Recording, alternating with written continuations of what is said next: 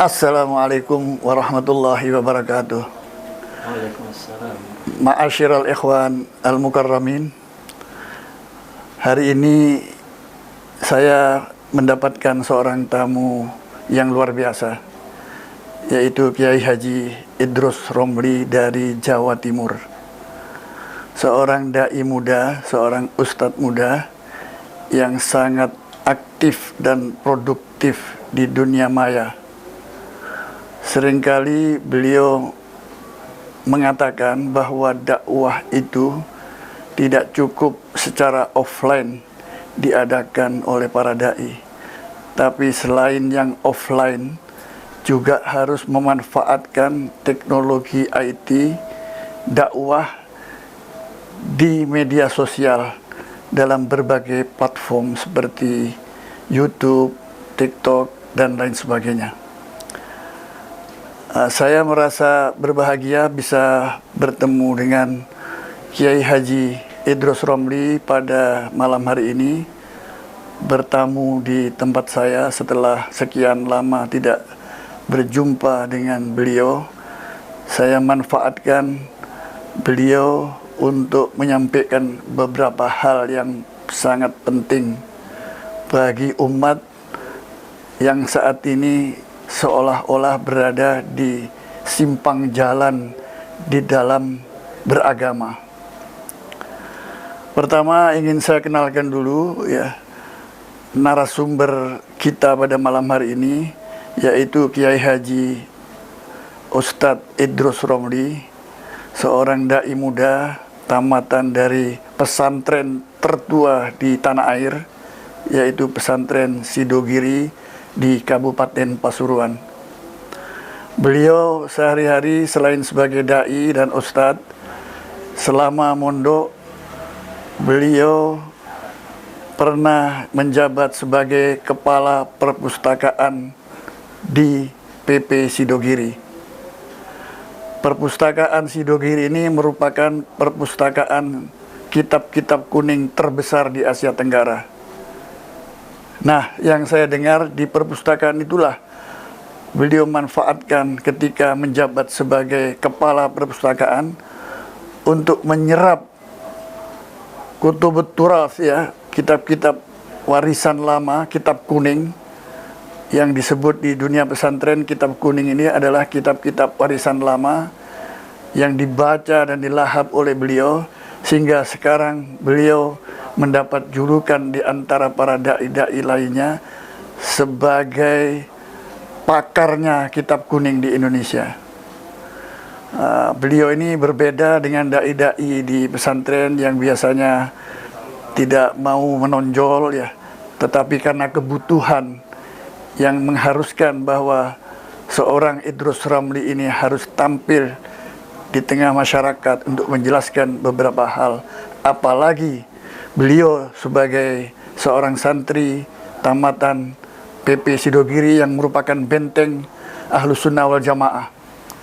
Beliau sendiri ketika berdakwah secara online maupun offline dijuluki sebagai pendekar Ahlus Sunnah wal Jamaah, karena begitu berani dan dia selalu memberikan kesempatan kepada mereka yang merasa memonopoli kebenaran agama untuk melakukan diskusi-diskusi secara terbuka.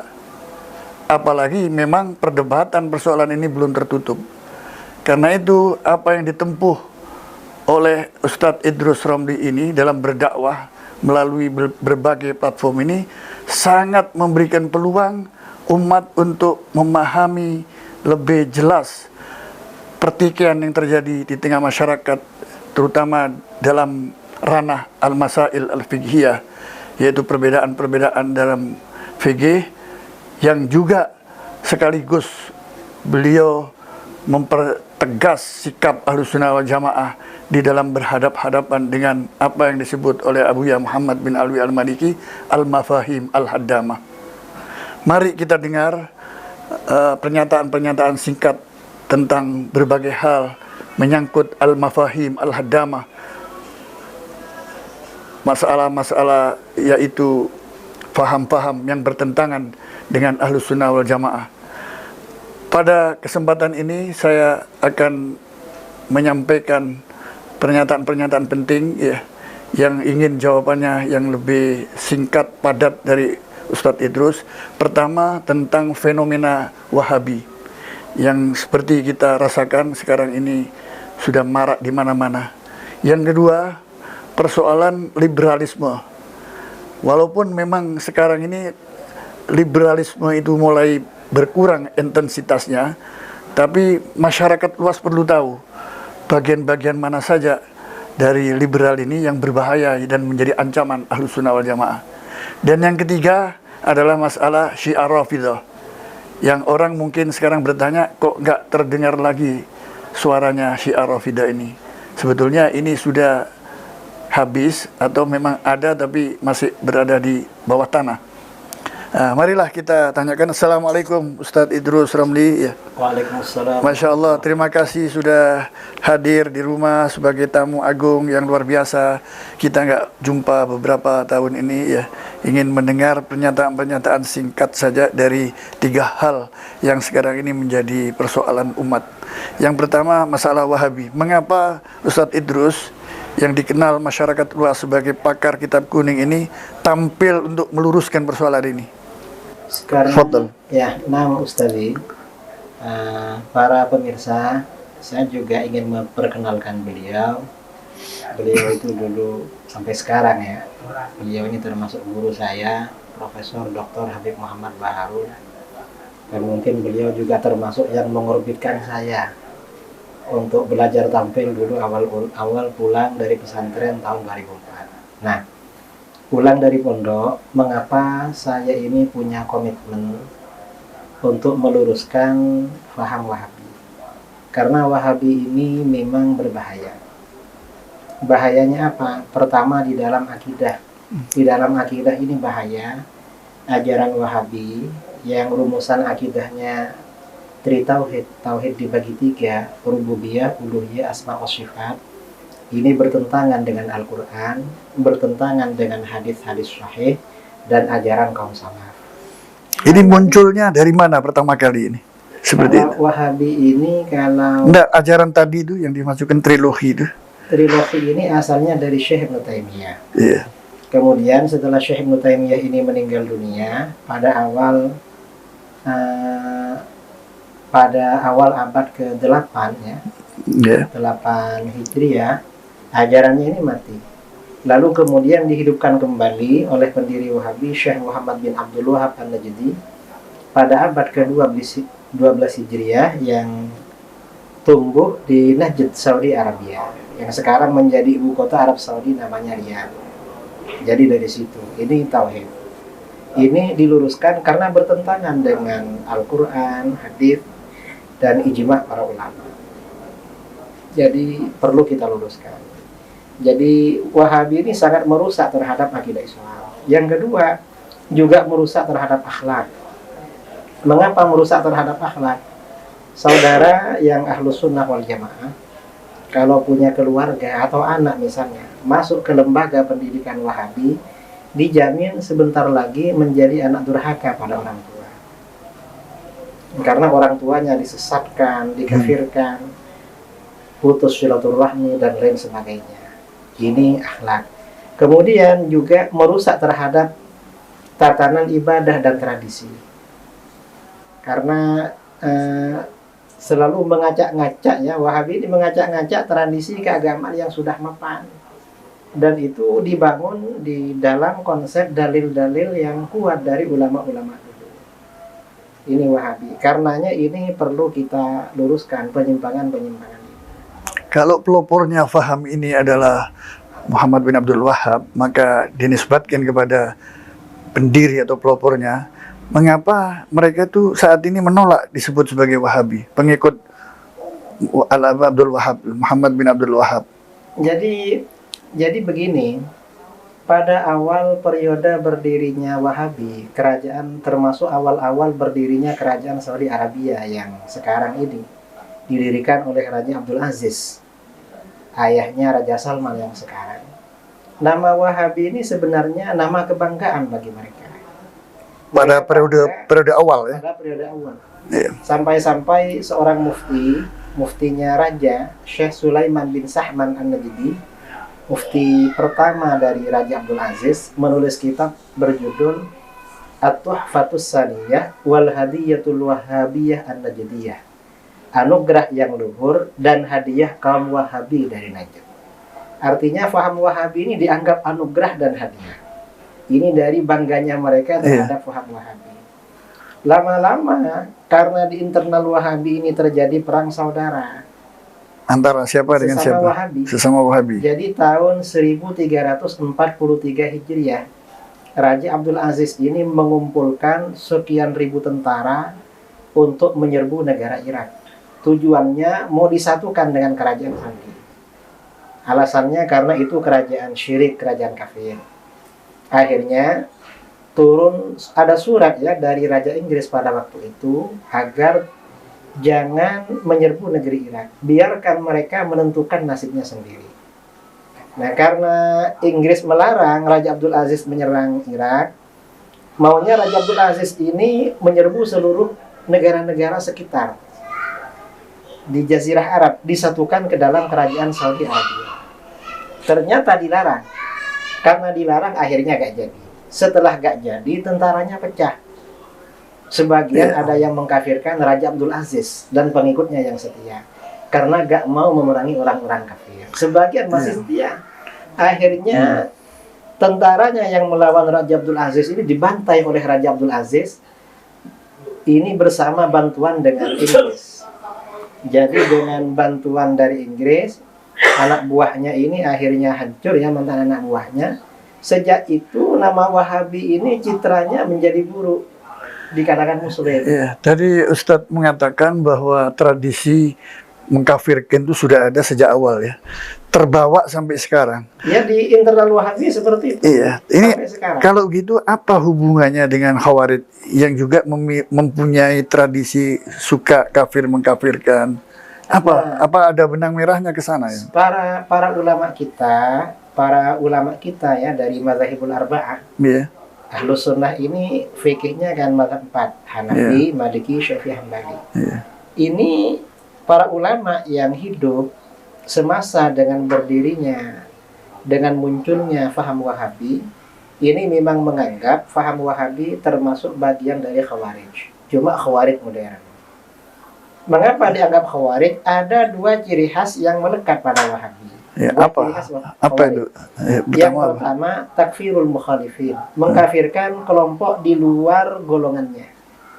Ya. Yang kedua, istihlalu dimaihim wa amwalihim, menghalalkan darah dan harta benda kelompok di luar golongannya. Itu di Wahabi ada juga. Ini berbahaya sekali. Ini berbahaya sekali. Karenanya ketika orang Wahabi ini membunuh sesama Muslim di luar golongannya, itu dianggap jihad. Ingat ya, di Indonesia kalau tidak salah itu yang pengeboman di Jalan Tamrin 2014 ya, 14 atau 15 itu. Ada seorang Wahabi nelpon saya, sudah almarhum orangnya. Ada apa Kiai? Saya mau tanya katanya. Sebentar, saya tanya dulu Ustaz. Kemarin yang ngebom di Jalan Tamrin itu siapa? Di Mall Sarinah ya, Sarinah Jalan Tamrin. Kata Wahabi, itu Wahabi Kiai. Antum kok tahu? Saya Wahabi juga katanya. Loh, apa salah mereka yang dibom? Itu kan anak-anak mau berangkat sekolah, terus ada polisi. Terus kata si Wahabi ini, loh Kiai gak tahu. Itu dianggap kafir memang yang dibom. Jadi jihad membunuh orang kafir. Katanya. Jadi ideologinya memang ideologi itu ya. Ideologinya seperti itu, persis seperti Khawarij. Ya, ideologi terorisme itu seperti itu memang gitu. Ya. Ini sangat berbahaya sekali betul ini. Jadi bagaimana sekarang penanganan kita menghadapi persoalan ini Ustaz ya? Karena ini sangat mengancam sekali, mengancam akidah, mengancam syariah, mengancam keamanan juga. Karena masyarakat sekarang ini mulai terbuka secara pikiran ya, dan fanatisme ketokohan, fanatisme pada figur sekarang ini, atau fanatisme golongan, fanatisme kelompok ini kan mulai terkikis. Maka cara paling baik kita memang menjelaskan ajaran Ahlus Sunnah secara sempurna ya, beserta dalil-dalilnya, dan mengungkap syubhat-syubhat faham Wahabi bahwa ajaran mereka itu salah. Misalnya konsep mereka tentang tauhid rububiyah. Kan kata Wahabi, semua orang musyrik, orang kafir itu bertauhid secara rububiyah. Artinya apa? Keyakinan mereka bahwa hanya Allah yang mendatangkan manfaat dan menolak mudarat. Jadi yang mendatangkan mudarat, mendatangkan manfaat hanya Allah. Mereka agak percaya bahwa berhala mendatangkan manfaat. Ini kan dalam rangka orang-orang Wahabi ini menaikkan citra orang-orang musyrik seakan-akan beriman secara rububiyah. Dan umat Islam di luar golongannya dianggap kafir secara rububiyah. Padahal di dalam Al-Quran orang musyrik itu nggak percaya sama ini syirik rububiyah. Coba di surat Yasin saja misalnya, mereka menjadikan sesembahan selain Allah. Tujuannya apa? La'allahum yunsurun. Barangkali mereka dapat pertolongan dari berhala-berhala itu. Artinya orang kafir itu punya harapan pada berhala. Jangan dikira gak punya harapan. Ini artinya akan menolak terhadap konsep rububiyahnya Wahabi. Artinya konsep rububiyah yang ada di kitab-kitab Wahabi itu bohong semua sebenarnya. Menaikkan citra orang-orang kafir. Ini di dalam Al-Quran. Jadi seperti ini yang kita bongkar itu. Jadi mungkin saja banyak pengikutnya ini tidak tahu hakikatnya Wahabi ini seperti apa. Ya. Karena mereka tuh dicekokin gimana ini ada di zaman Nabi ini. Ini bagaimana menurut Ustadz ya? Selalu ukurannya itu bahwa amalan kita itu harus ada contohnya di zaman Nabi. Ya. Kalau tidak ada contohnya di zaman Nabi, maka itu raddun, sudah tertolak. Nah, ini bagaimana bisa memberikan keterangan kepada masyarakat bahwa bahwa tidak benar gitu deh. Tidak semua yang ada contohnya itu haram untuk dilakukan atau diamalkan orang sekarang. Bagaimana itu, Pak? Nah, kalau seperti ini, kita harus kembali kepada pemahaman salaf. Ini Wahabi banyak membid'ahkan ajaran-ajaran umat Islam di Indonesia. Dasarnya kan satu hadis, kullu bid'atin dhalalah. Oh, iya. Hadis riwayat Imam Muslim. Oh, iya. Sebenarnya para ulama ahli hadis memahami hadis ini bagaimana? Oh, iya. Apakah hadis ini kullu bid'atin ini kan redaksi yang bersifat general, Oh, iya. umum. Apakah ini memang berlaku secara umum? Kalau bahasa sekarang itu bid'ah itu inovasi. Jadi kan asalnya tidak ada temuan itu dipakai. Memang sulit hal baru. Sulit kalau diukur ada di zaman Nabi karena tidak semua ada di zaman Nabi. Misalnya begini ya, seringkali kita temukan mereka itu khutbah Jum'ah selalu membuka dengan hadis tadi itu. Kullu muhdatsatin kullu bid'atin dhalalah wa kullu dhalalatin finnar. Itu selalu baik. Tapi kemudian mengatakan amalan kita itu harus ada contohnya zaman Nabi. Ternyata dia sendiri khutbah Jum'ah dalam bahasa Indonesia. Nah, itu tidak bisa memberikan contoh khutbah seperti Nabi berkhutbah Jum'ah. Ini gimana menurut Ustaz? Nah, ini memang apa namanya? Banyak konsep-konsep di dalam Wahabi. Contohnya konsep anti bid'ah hasanah. Mereka akan menolak bid'ah hasanah. Ternyata ketika diterapkan, mereka sendiri melanggar terhadap konsep itu. Contohnya ya ini. Mereka membid'ahkan orang lain, dirinya bid'ah juga. Sudah tidak secara langsung dia sendiri bid'ah. Iya. Jadi memang artinya suatu konsep yang tidak, suatu prinsip atau konsep yang tidak dibangun secara matang, itu akan terjadi paradok. Betul. Dengan apa yang mereka jalankan sendiri. Banyak daftarnya itu. Misalnya Al-Quran cetakan. Di zaman Nabi tidak ada. Yang ada dilontar-lontar, kita baca tuh pinjam-meminjam satu sama lain kan gitu. Yang belum hafal. Nah, sekarang dicetak kan, maslahatnya kan lebih besar sekarang ini. Karena dicetaknya Al-Quran merupakan bid'ah hasanah, walaupun itu tidak ada di zaman Nabi. Zakat dengan beras kan tidak ada di zaman Nabi. Ya, kita analogikan bahwa ini adalah makanan pokok masyarakat sekarang. Tentu berbeda dengan masyarakat sana. Kan itu banyak ini. Jadi bagaimana bisa dirumuskan bahwa kullu bid'atin dhalalah itu semua dianggap. Akhirnya menjebak dirinya sendiri. Betul antum bilang bahwa dia sendiri bid'ah sudah itu. Kalau pakai ukuran itu. Ya betul memang, dan ini memang banyak amalan mereka juga melanggar konsep yang mereka bangun, dan mereka jadikan teror kepada umat Islam yang lain untuk dibid'ahkan. Iya. Mereka sendiri ya seperti itu juga sebenarnya. Ini kan seperti membuat kejahatan beragama ini, Ustaz. Iya. Iya. Banyak menyesatkan sebetulnya. Dia menuduh orang lain sesat, tapi dia sendiri pernyataan-pernyataan ini menyesatkan juga. Iya betul. Artinya kalau mereka digugat dengan konsep Yang sama itu. yang sama, mereka sebenarnya yang sesat itu. Betul itu. Betul, banyak hal. Ini lagi satu hal lagi, Ustaz. Bagaimana pandangan antum tentang orang dilarang bersalam-salaman setelah usai sholat 5 waktu di masjid? Tapi mereka sendiri setelah Assalamualaikum warahmatullahi wabarakatuh buka HP. Jadi lebih baik mana salaman itu menyambung silaturahim ya, dengan dia buka HP hanya untuk melihat WA dari temannya atau dari pesan dari mana gitu. Nah, kalau tradisi sehabis sholat itu banyak pelanggaran Wahabi sebenarnya Ustaz. Iya, bagaimana itu? Pertama, kalau mereka misalnya sholat di lingkungan masjid NU Iya, atau yang aswaja, iya, begitu jamaah ini tahu zikir jahar, zikir bersama, iya, mereka langsung seakan-akan emosi pergi, dianggap bid'ah. iya. Padahal zikir jahar itu sudah berlangsung pada masa Nabi SAW. Iya, Rasulullah zikirnya jahar, para sahabat zikirnya jahar. iya. Ini hadis riwayat Bukhari, Muslim dan lain sebagainya. Hadisnya sahih. Ini yang pertama. Yang kedua, sebenarnya makmum itu meninggalkan tempat berjamaah yang sunnah itu kapan? Kata para ulama, yang sunnah itu ketika imamnya berdiri. Imamnya berdiri, baru makmumnya berdiri. Jangan pergi duluan, gak sopan namanya. Itu saling Ini sudah bertentangan. mengganggu. Iya. Mengapa? Karena di dalam Sahih Bukhari, riwayat dari Ummu Salamah radhiyallahu anha, para sahabat itu berdiri kalau Rasulullah berdiri. Tidak langsung pulang duluan begitu. Ini yang kedua. Kemudian lagi yang ketiga, bersalam-salaman.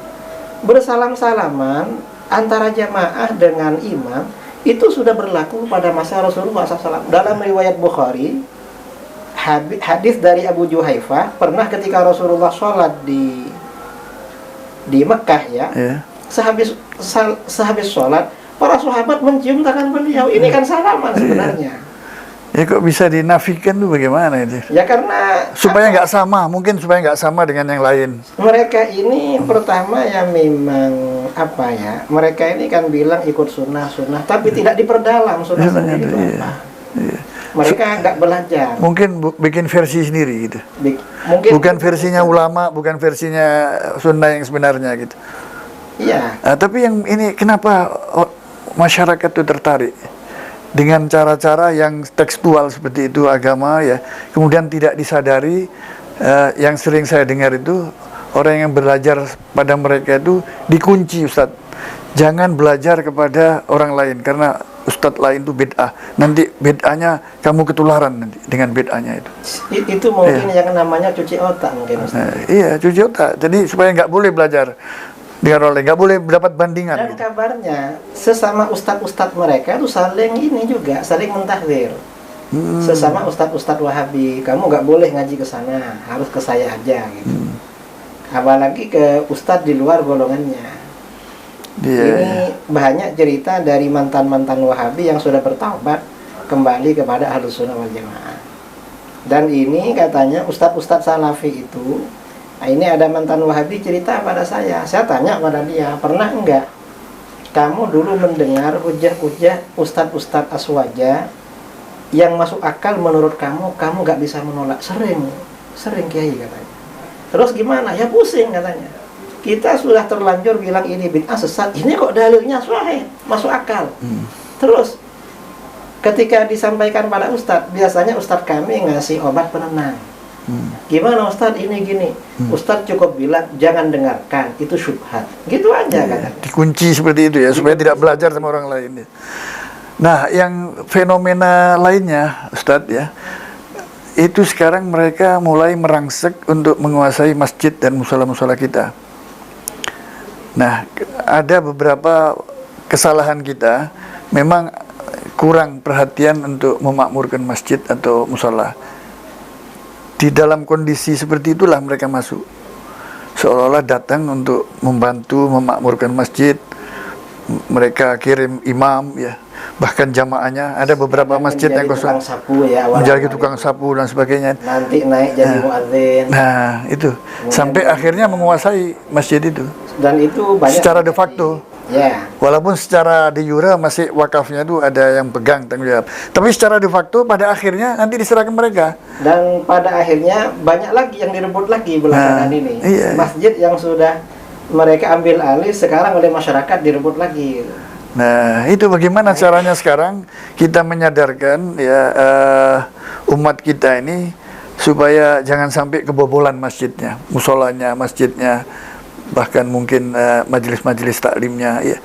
Apa kira-kira menurut Ustadz ya, kiat kepada terutama anak-anak muda yang aktif di masjid dan lain sebagainya itu bisa menjaga jangan sampai kebobolan al-mafahim al-hadam. Mungkin ya ini kita harus memberikan pencerahan kepada DKM masjid ya, pengurus-pengurus masjid, juga anak-anak muda, terutama tokoh-tokoh para asatid di situ harus diberikan pembekalan gimana sebenarnya Ahlus Sunnah dan gimana sebenarnya bahaya ajaran Wahabi.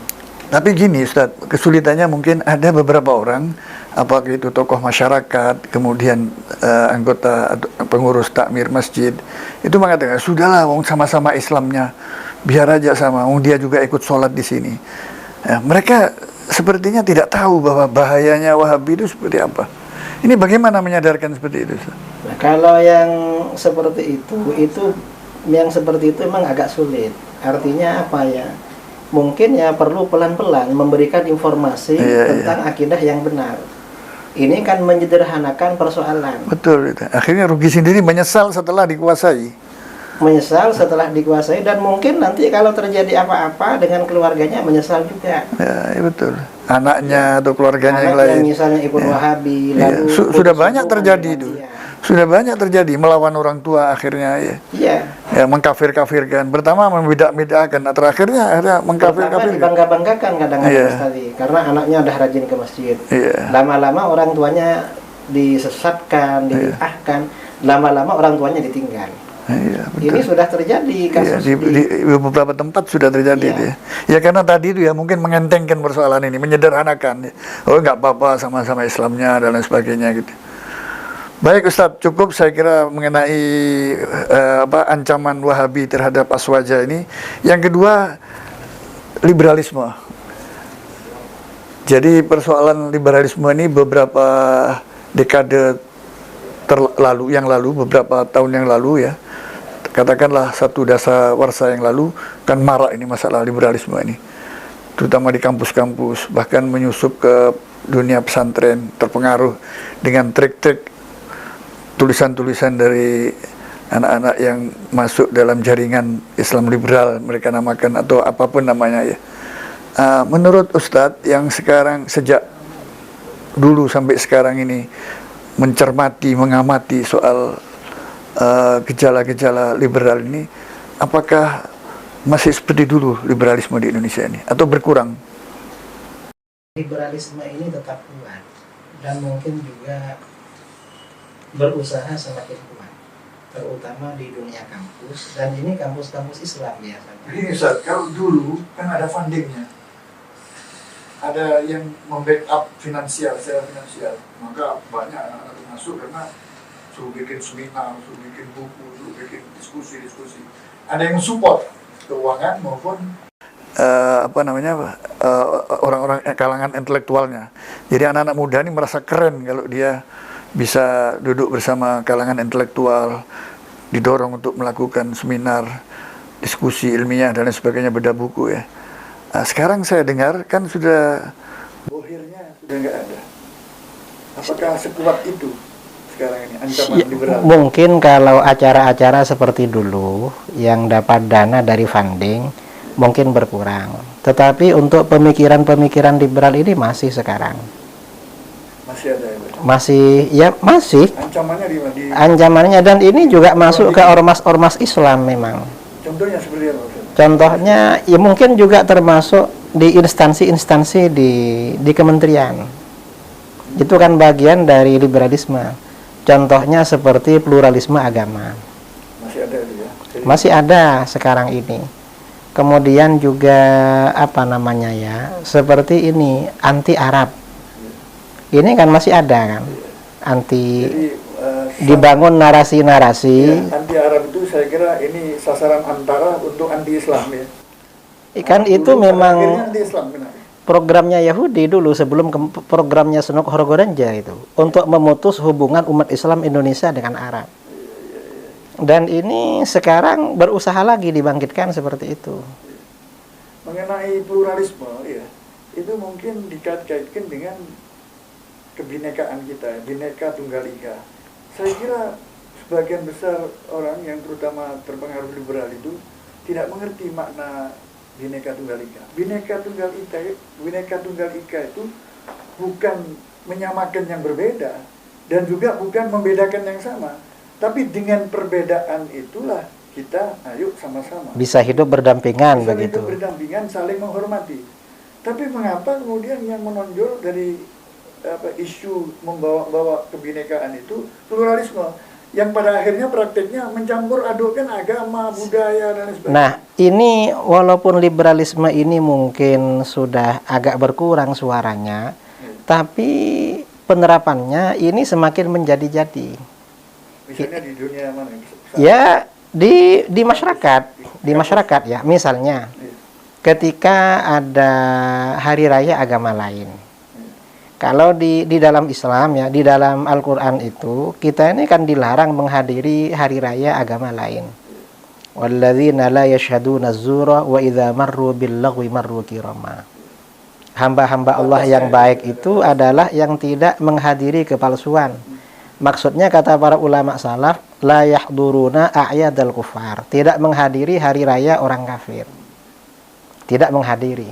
Artinya menghadiri saja itu tidak boleh. Biarlah kalau ada urusan security, keamanan, mereka sendiri yang jaga. Batas kita menghormati itu kan silakan. Silakan mengadakan. Menghormati ya silakan Anda mengamalkan ajaran Anda, kami menghormati. Ya. Nah, ini tidak mengganggu. Kan? Awal-awal kira-kira 20 tahun yang lalu ada sebagian kelompok umat Islam yang menjadi petugas keamanan di acara apa namanya agama lain, hari raya agama lain ya, katakan Natalan misalnya. Ya, sampai saya dengar kiai-kiai sampai iri. Saya kiai-kiai berdakwah Nggak dijaga. Nggak dijaga, sampai ada yang ditusuk waktu jadi imam. Kamu jaga orang lain gimana nih? Iya, gereja dijaga, kiainya nggak dijaga sama kamu gitu. Sampai diancam ada yang ditusuk jadi imam. Mereka ada pembunuhan para kiai itu kan. Iya. Nah, ini Ya, gimana? lama-lama Ustaz, ini kan berkembang. Awalnya menjaga di luar. Lama-lama ikut Natalan ke dalam. Lama-lama bawa hadroh ke acara Natalan. Kan tambah gak boleh ini. Oh, nanti dia minta hak untuk datang ke masjid sholat Jumat. Seperti ini Panji Gumilang juga. Ada pendeta kan ikut sholat kan. Gitu. Lah, nanti ini Ya, betul Ustawi. rusak ini. Tambah kacau kalau misalnya kita bikin maulid ya, bikin maulid di musola di masjid. Iya. Lalu orang Nasrani yang kita datangi pada waktu Natalan Dia mau datang juga, mau misa atau apa, kan kacau akhirnya ini. Memang itu targetnya Yahudi begitu ya. Targetnya Zionis mengacaukan agama ini supaya merusak agama. Betul Ustaz, artinya tidak bisa dikatakan liberalisme sekarang ini semakin terkikis, semakin habis. Justru penerapannya ini kok semakin menjadi-jadi. Tapi kalau kita berpendapat begini nanti dikira intoleran gitu ya. Kita ini kan hidup di Indonesia sebagai umat mayoritas kan. Sudah cukup toleran kan? Kita tidak mengganggu mereka. Lakum binukum waliyadi. Bagimu agamamu, bagiku agamaku. Tapi kalau kita memberikan penjelasan ulama-ulama para dai seperti antum apa juga memberikan pencerahan kepada masyarakat, toleransi itu ada batasnya. Itu Kita dituduh intoleran, ini gimana menurut Anda?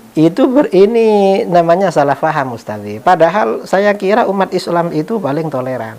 Kebetulan Ustazi, rumah saya di Jawa Timur itu kira-kira 500 meter dari rumah saya itu kampung Kristen, non-Muslim. Dan di sebelah barat rumah ada SMA. Lah anak-anak Kristen itu dulu kalau sekolah SMA 20 tahun yang lalu mereka pakai sepeda gunung, sepeda ontel. Sepedanya ditaruh di depan rumah saya semua. Dan mereka mengapa ditaruh di depan rumah? Karena aman. Karena selalu ada orangnya di rumah. Mereka gak pernah bayar dan kita gak minta bayaran. Artinya kurang toleran apa? Kita ini menjaga sepedanya tiap hari waktu sekolah SMA. Dan mereka orang Nasrani. Iya. Di Bondowoso itu ada, saya pernah hidup di Bondowoso kan, di kota yang tidak jauh dari rumah antum di Jember.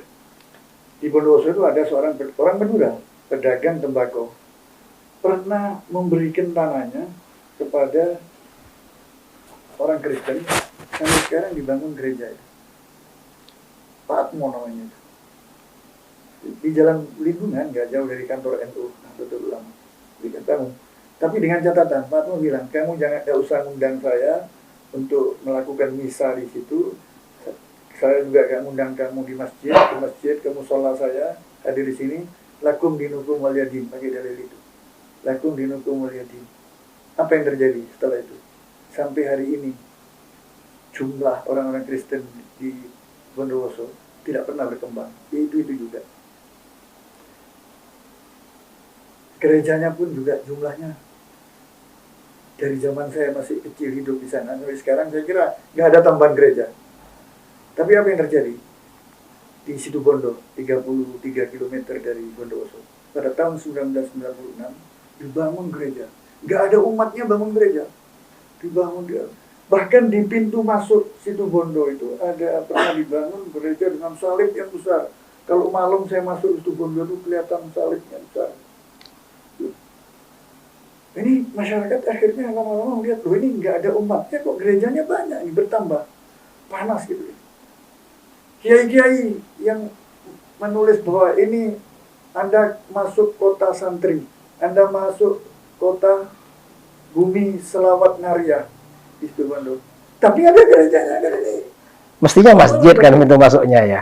Pintu masuknya masjid panas. Pada tahun 1996 terjadi pembakaran gereja itu kan. Demo besar-besaran, lumpuh antara Surabaya, Denpasar waktu itu Bali, lumpuh satu hari sampai kemudian diamankan kan terjadi pembakaran gereja. Artinya Pak, kita itu, nah, kalau menurut saya toleransi itu seperti cinta, tidak bisa bertepuk sebelah tangan. Umat Islam toleran, tapi orang lain nggak toleran pada kita, apa mungkin toleransi itu bisa terjadi? Tidak mungkin Ustadz, memang toleransi ini harus kedua belah pihak memang. Dan kita sudah di Indonesia ini alhamdulillah negara mayoritas muslim paling toleran. Di Bromo itu pernah di syuting dalam bentuk satu film dokumenter dari sutradara Itali yang sampai mendapat penghargaan. Dia menggambarkan tidak di Indonesia itu adalah negara mayoritas muslim yang sangat toleran. Di Bromo itu orang-orang Hindu kuno pelarian dari zaman dulu, jauh sebelum penjajahan. Itu terlindungi, hidup bersama orang-orang Islam di sana terlindungi. Bertahun bahkan berabad sampai sekarang. Dijadikan model bentuk toleransi bagaimana Hindu minoritas di tengah-tengah mayoritas Muslim. Borobudur juga jadi di syuting juga. Borobudur itu Buddha, pusat Buddha. Setiap tahun mengadakan acara di sana. Dan sekelilingnya itu ada masjid, mushola, pesantren. Suara azan selalu berdengung di sekitar Borobudur itu. Tidak ada masalah bertahun-tahun, bahkan berabad-abad. Berarti kita ini bangsa yang sangat toleran. Memang umat Islam ini memang sangat toleran sekali Ustaz. Ya, tapi di luar negeri kita menjadi minoritas mendapatkan perlakuan yang tidak toleran. Contohnya seperti di Perancis, bagaimana terjadi? Yang sekarang ini wanita-wanita muslimah gak boleh sekolah kalau pakai kerudung. Di Perancis, di Barat, nah enggak kita sebut. Iya, di Swedia pembakaran Al-Quran menjadi-jadi. Iya. Di Myanmar, nasib umat Islam juga menderita. Di Cina juga ada, di mana itu daerah Uyghur. Di Xinjiang ya. Di Xinjiang Uyghur itu. Uighur. Kemudian di India kita tahu sendiri berapa banyak Kashmir, negara Muslim kita jadi dibantai di sana itu tanpa apa namanya Ada sebab yang tanpa dosa, tanpa sebab yang jelas gitu. Jadi kita ini toleran. Bahkan di Indonesia ini kita banyak ngalah Ustaz ya. Karena libur kita mestinya mayoritas Muslim libur hari Jumat. Ini libur hari Ahad. dan kita agak masalah itu. Ini tidak masalah. Kita libur hari Ahad. Kemudian nggak bisa sholat Jumat, bangun masjid, musola di kantor. Masih mereka menuntut ingin bangun itu. Padahal mereka itu kan ibadahnya seminggu sekali. Ya sudah hari Minggu itu. Nah kita kan nggak bisa Jumatan pulang rumah. Maka dibangunlah di masjid di kantor. Mereka menuntut minta di kantor harus ada gereja. Padahal sudah hari Ahad jadi Waktunya pulang itu. Waktunya pulang. Jadi saya kira banyak itu kan. Lambang simbol PMI itu ya. Kalau antum lihat itu simbol PMI di negara-negara mayoritas Muslim itu bulan sabit. Di Indonesia salib ya. Salib. PMI salib. Lambang kesehatan. Lambang kesehatan. Seperti mobil rumah sakit ya. Ada salib. Puskesmas itu ada salibnya. Bertahun-tahun kita nggak ada masalah. Artinya apa? Bangsa ini bangsa yang toleran. Cuman masalahnya bagaimana kita apa namanya itu supaya toleransi itu tidak bertepuk sebelah tangan. Gitu. Kembali kepada liberal, Ustaz. Liberal itu kan sering melakukan dekonstruksi. Gitu. Jadi rahasianya kaum liberal itu melakukan dekonstruksi. Jadi apa-apa dibongkar. Dekonstruksi itu membongkar. Nanti artinya begini, tidak ada ilmu itu yang final. Semua ilmu itu bisa dibongkar. Ini Artinya ini apa namanya? Perhatian mahasiswa ini. Lalu tidak ada yang final. Teori itu bisa dibongkar. Di dalam masalah ini, pertama, liberal itu merusak otoritas para pakar, para ulama. Betul, tujuannya itu. Dan itu kan tidak bisa kan. Jadi misalnya misalnya ini fatwanya imam ini, nanti liberal bilang kan manusia juga katanya. Bisa salah, bisa benar. Loh. Sudah nggak berlaku, hanya berlaku di zamannya. Iya, tapi ini kan ulama. Padahal otoritas keilmuan itu diakui di dunia modern, dunia barat. Misalnya orang dokter, dia kan harus sekolah kedokteran dan harus diuji kan Ustaz. Artinya nggak bisa. Para ulama dulu juga seperti itu, diuji, tidak serta-merta jadi ulama. Itu otoritas. Nah, dia menyalahkan konsep para ulama, otoritasnya diberikan oleh siapa? Kan nggak bisa itu. Wong dia bukan ahlinya dalam ilmu agama. Ini persoalan juga. Jadi memang lagi, liberal ini kan andalannya rasional kan, akal. Tapi kalau diperhatikan, sebenarnya tidak sungguh-sungguh. Saya sering berseloroh, sering bilang. Tidak rasional. Dalil itu ada 3. Ada dalil nakli ya, Al-Quran, hadis, ijma. Ada dalil akli. Kemudian ada dalil ngakali. Yang liberal ini menurut saya ngakali, bukan dalil rasional. Karena kalau digugat secara ilmiah, itu tidak tuntas. Hanya di tengah jalan biasanya. Itu dalil mereka. Ya artinya seperti yang saya katakan tadi, jadi selalu isunya itu bahwa ilmu-ilmu keislaman itu tidak final. Contohnya VG bisa berubah. Ini hanya dilontarkan, kalau menurut saya ya, pekerjaan kaum liberal itu seperti dia membanting gelas. Orang bongkar tuh banting, ini gelas nggak layak, nggak baik, dibanting, rusak, pecah, berkeping-keping. Tapi suruh bikin gelasnya nggak bisa. Betul Ustaz. Jadi pekerjaan yang mudah untuk menghancurkan, ini yang dilakukan. Tujuannya untuk menghancurkan, setelah itu dia lepas tangan. Ya karena memang nggak punya konsep yang jelas itu. Itu liberal itu tanpa konsep. Dekonstruksi itu tidak ada konsepnya, tidak ada teori. Karena coba merusak Ustaz ya. Merusak itu. Seringkali orang-orang yang kita hadapi itu dia mengatakan, saya nggak yakin bahwa ilmu itu ada finalnya. Kalau ilmu ada finalnya, ya berarti mandek kita ini. Saya bilang ada yang final, ada yang tidak. Imam Badruddin Az-Zarkashi ini pernah memilah-milah itu bahwa ada ilmu yang nadhoja wa qad ihtarat. Ada nadhoja walam yahtari. Ilmu hadis termasuk nadhoja wa qad ihtarat. Sudah final, sudah ada kaidah-kaidahnya. Berbeda dengan ilmu tafsir. Ilmu tafsir masih belum ada kesepakatan teori yang bisa karena itu para mufassir itu bisa bebas saja menafsirkan. Bahkan yang dikutip itu bukan hanya hadis-hadis Nabi, tapi juga Israiliyat ya. Ya, kadang-kadang Israiliyat itu Seringkali sumber itu bukan dola, gila tidak ada, tidak akan gila tidak ada sumbernya. Nah, seringkali saya katakan ada yang final, ada yang tidak. Saya ambil satu contoh bahwa huruful hijaiyah. Huruful hijaiyah itu menurut saya final. Kalau dari final mau dibongkar seperti apa? Atau ditambah lagi, dikurangi nggak bisa ya? Itu ada ceritanya Ustaz. Jadi ada seorang alim minal ulama dari Suriah ya, hidup 100 tahun yang lalu, namanya mungkin antum sudah mengenal nama itu, Abul Ala Al-Ma'ari. Abul Ala Al-Ma'ari itu adib minal udaba. Itu bukan 100 tahun Ustaz, sudah mungkin abad ketiga atau berapa itu. Sudah lama itu. Kayaknya baru sudah. Abul Ala Al-Ma'ari itu lama Ustaz. Ya. Sastrawan lama. Iya, dia sastrawan. Dia dikenal sebagai faqih minal fuqaha.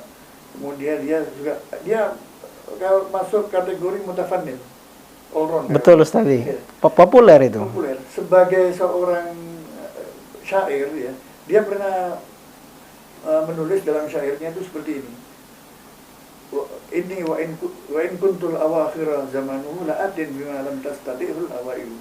Aku walau lahir terakhir, aku bisa kritik orang-orang terdahulu. Jadi embrionya liberal itu sudah ada sejak dulu. Jadi kalau ulama itu tidak didasari pada satu rasa iman yang kuat ya, bisa juga terpeleset seperti Abul Ala ini. Dalam matlaknya abjadnya seperti itu.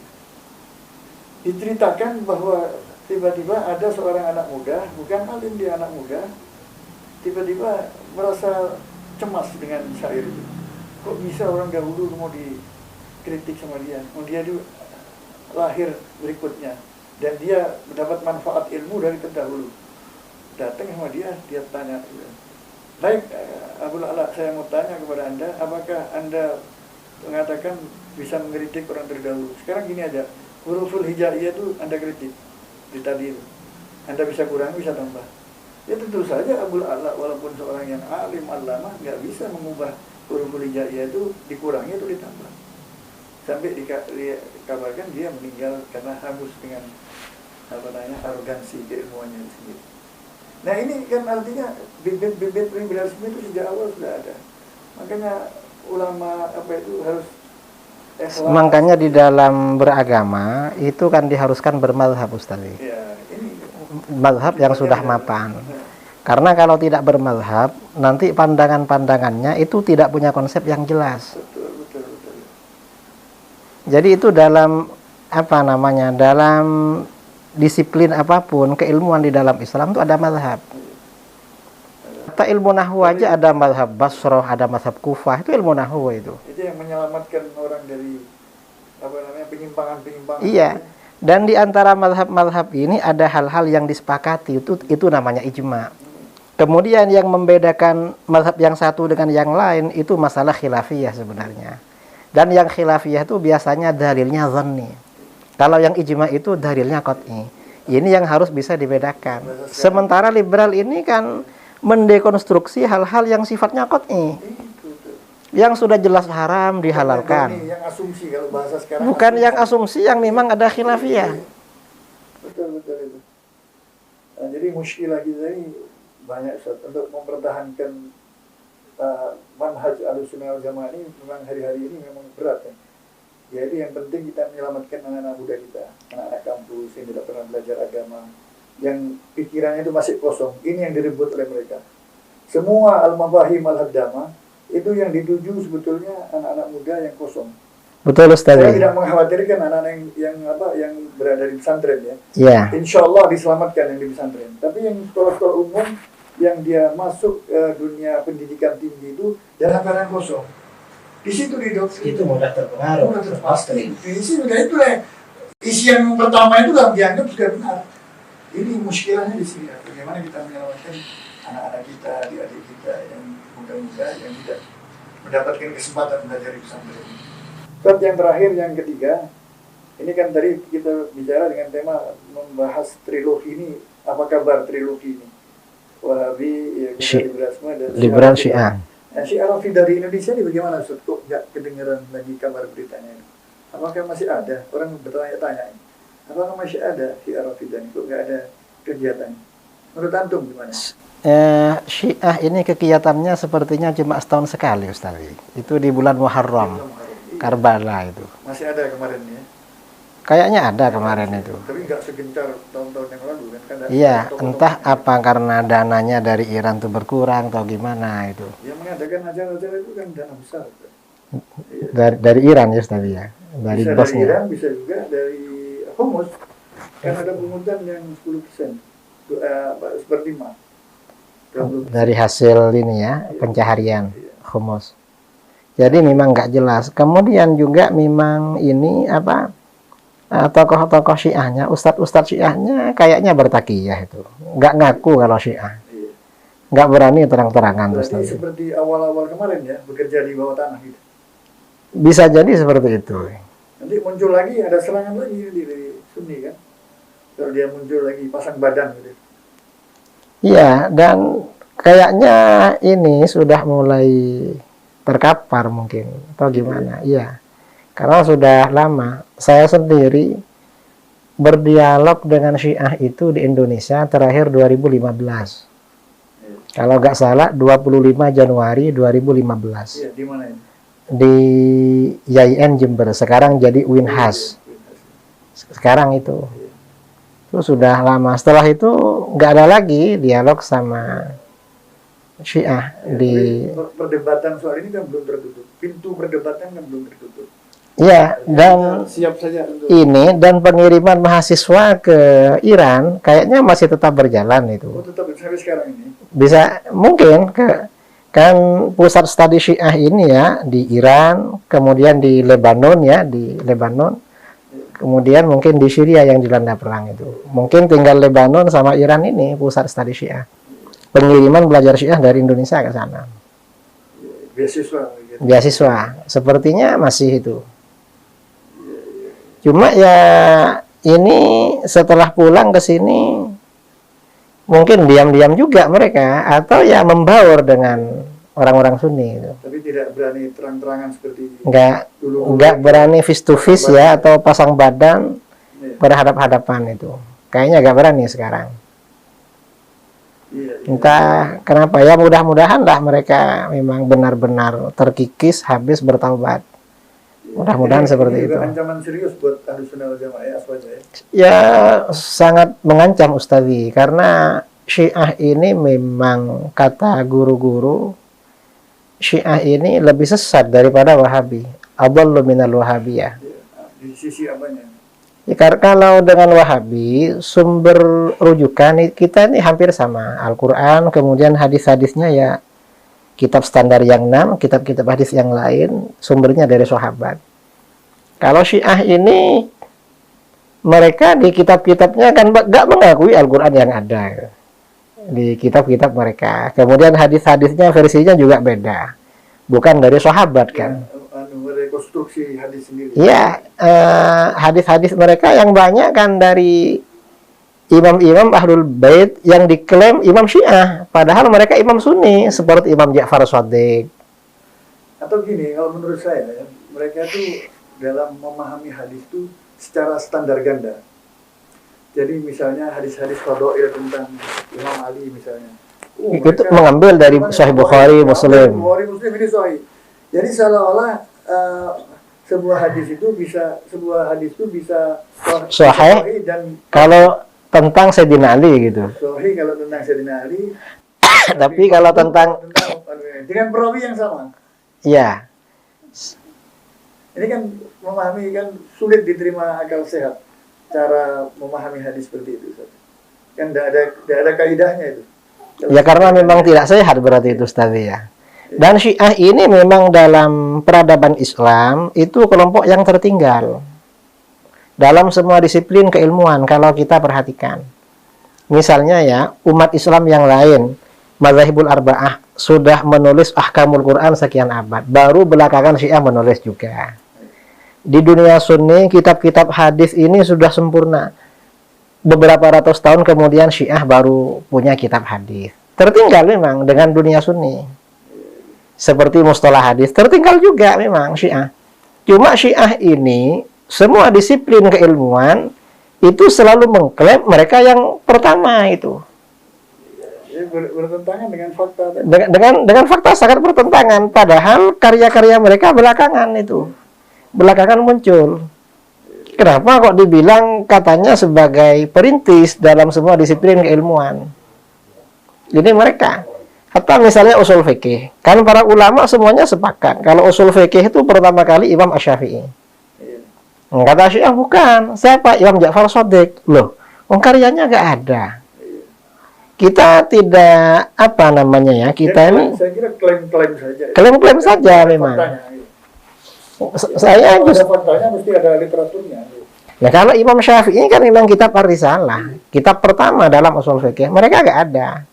Kita ini bukan berarti ya apa namanya merendahkan Imam Ja'far Shadiq, bukan. Bahkan gurunya Imam Abu Hanifah itu. Bahkan Imam Ja'far ini gurunya Imam Malik. Imam Malik gurunya Imam Syafi'i. Makanya saya ketika dialog dengan orang Syiah, saya sampaikan pada mereka, yang ittisal, yang syaratnya muttasil dengan Ahlul Bait itu justru Ahlus Sunnah. Imam Malik berguru kepada Imam Ja'far itu 2 tahun. Imam Malik punya murid Imam Syafi'i. Imam Syafi'i punya murid Imam Ahmad.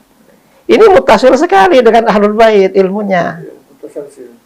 Nah, kalau Syiah ini enggak. Karena diakui oleh tokoh Syiah ya, ada seorang perawi bertanya kepada gurunya. Imam Syurek bertanya kepada gurunya Yahya Al-Hammani. Ditanya, mengapa para perawi jarang meriwayatkan dari Imam Ja'far Shadiq? Maksudnya para perawi Sunni.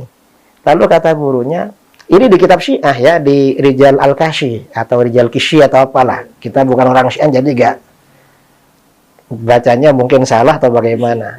Ya, Rijal Kishi. Di situ dijawab, kana Ja'far rajulan aliman hafizan.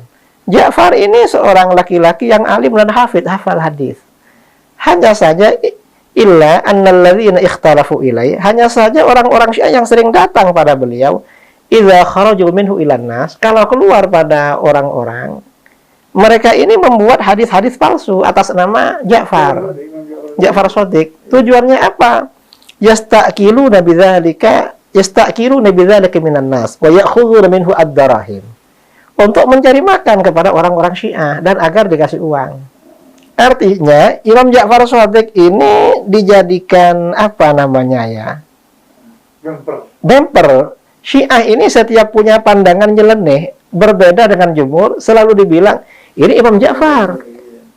Ini Imam Ja'far. Makanya riwayat dari Imam Ja'far ini sulit dicari yang sahih dari jalur mereka. Karena mereka sering berbohong atas nama Imam Ja'far. Makanya ada seorang ulama Sunni pada abad ke-4 ya, Imam Al-Hafidh Abu Hafs bin Syahin. Rekannya Imam Ad-Daraqutni. Kata Imam Ibnu Syahin, rajulani sholihani buliya bi ashabin su. Ada 2 tokoh besar yang soleh dirusak dengan para pengikut yang buruk.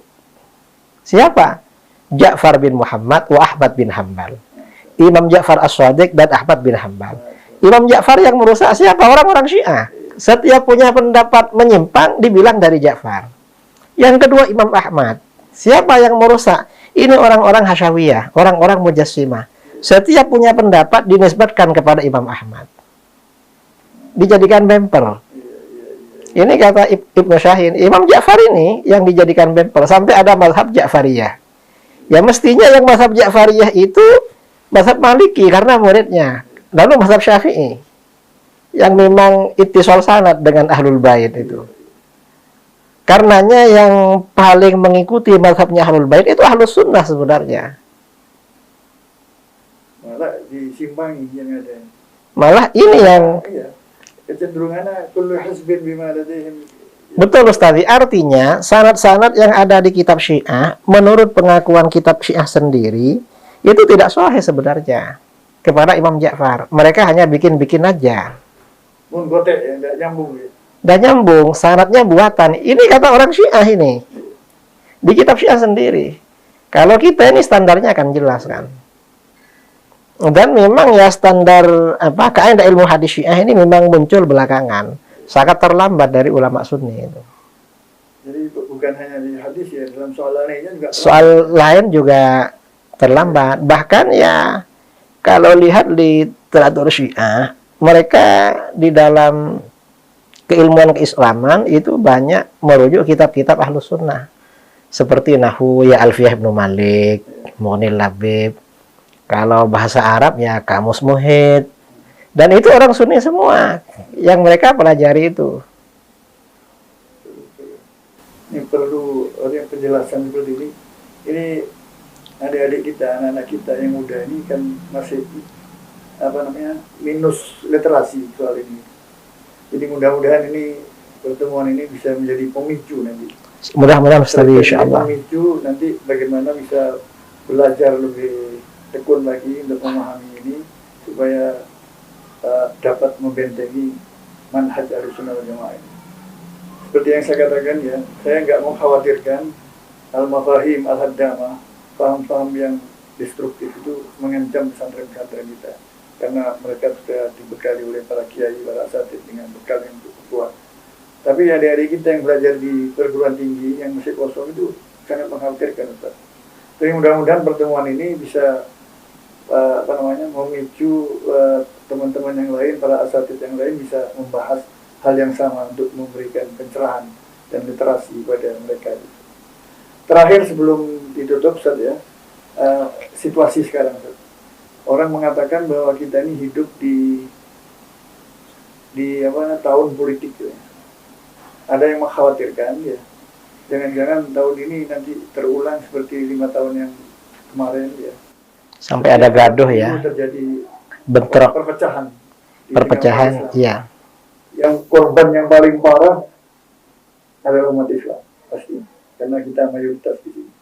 Nah, menurut antum bagaimana cara kita untuk memahamkan kepada umat ini jangan sampai berpikir urusan politik, tapi kita bersatu dalam akidah, dalam syariat. Bagaimana sebagai closing statement dari Ustaz untuk saya kira memang penting ya para asatid, para dai, para kiai, para habaib itu menyampaikan pencerahan kepada umat. Sekarang ini kan agar tidak konflik. Kiai dengan kiai, kiai dengan santri, santri dengan santri, habaib dengan habaib, habaib dengan kiai, kan saling diadu satu sama lain sekarang ini.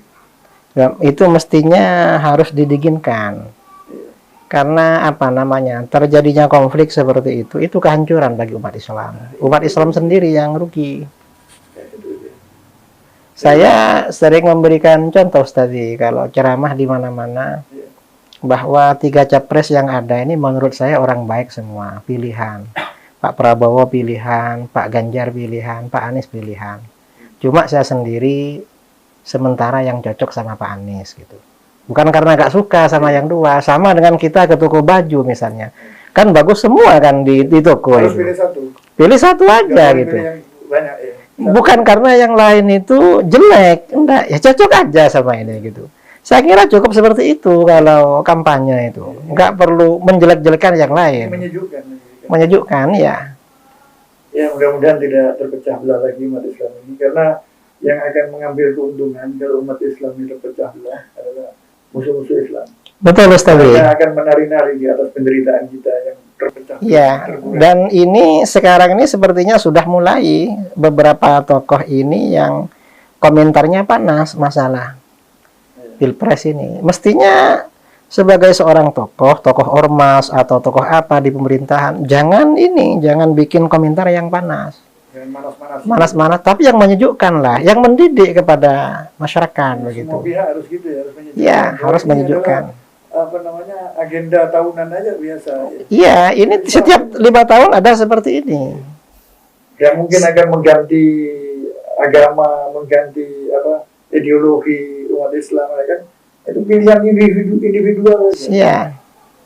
Ya mudah-mudahan ya, kita ke depan nih umat Islam bisa lebih bersatu, lebih baik lagi ke depan. Demikian para pemirsa yang dapat kami berdua sampaikan kepada ikhwan ya. Semoga ada manfaatnya. Ini sekali lagi saya tambahkan tentang narasumber kita, yaitu Kiai Haji Idrus Hamdi ini seorang santri yang sebetulnya punya pendidikan, latar belakang pendidikan modern, pernah belajar di Inggris, tapi penampilannya tetap nggak berubah seperti orang pesantren. Seperti saya juga yang pakai sarung, pakai kopiah, nggak pernah berubah. Artinya pakai jas, pakai celana, apalagi pakai dasi. Padahal pernah ke Inggris. Dan beliau ini sangat luas literasinya, ya. Bukan hanya dalam bidang keagamaan, tapi persoalan-persoalan yang menyangkut masalah-masalah umum, termasuk politik, juga beliau ikuti. Sehingga dalam ceramah-ceramahnya, semua persoalan yang ditanyakan oleh umat yang mendengarkan dakwah-dakwahnya selalu dijawab. Dan inilah gambaran Ustaz Idrus, ya, dari muda yang mengalahkan popularitasnya guru-gurunya. Tapi nggak apa-apa, beliau tidak bermaksud seperti itu, tapi bermaksud berdakwah untuk kemaslahatan umat, supaya umat Islam khususnya Ahlussunnah wal Jamaah ini tetap kuat manhajnya, yaitu manhaj Ahlussunnah wal Jamaah. Jadi yang menjadi single majority sebagai paham mayoritas umat Islam Indonesia. Wabillahi taufiq wal hidayah, wallahu muwaffiq ila aqwamit thoriq. Wassalamualaikum warahmatullahi wabarakatuh. Syukran jazilan Ustaz. Syukran ala wajib. Sebagai narasumber. Syukran ala istiqbalikum. Wa hafadhalikum. Saya Bi hadhihi